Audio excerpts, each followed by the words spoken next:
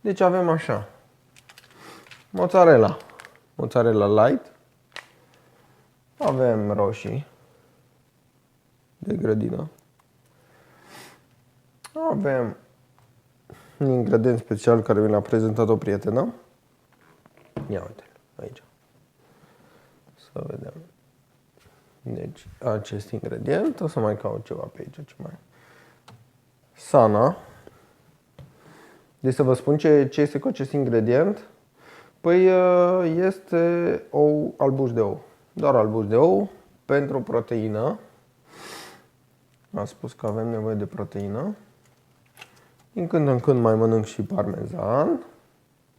Parmezan. Așa. Bineînțeles, salată. Cumpăr din aceasta gata curățată. Mai mănânc ardei. Ardei. Așa, dar foarte puțin. Ideea e să mâncăm foarte puțin. Și acum pregătesc, după 3 luni, cred că o să pot să mănânc bacon. Bacon. Se vede baconul? Bacon cu niște paste. Dar asta odată la 3 luni. Bineînțeles, tot ce înseamnă suc, spre de exemplu așa ceva, să e doar pentru invitații. Pentru mine nu. Alcool nu, doar apă plată și minerală și bineînțeles, uite ce mai avem aici. Câteodată bem și cafea. Cafea. Cafea n-am renunțat la ea. În schimb am renunțat la pastilele de inimă.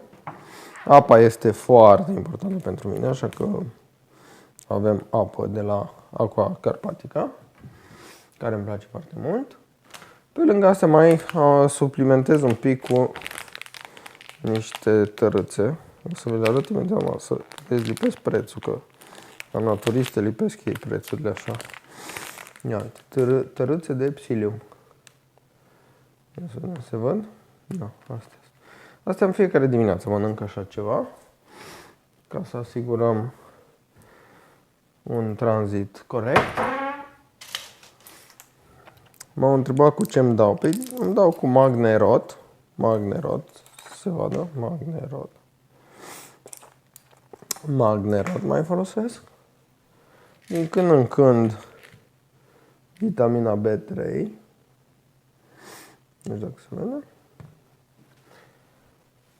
Și cam asta. Iar când vine vorba de pește, mănânc și pește. Îl avem pe acesta.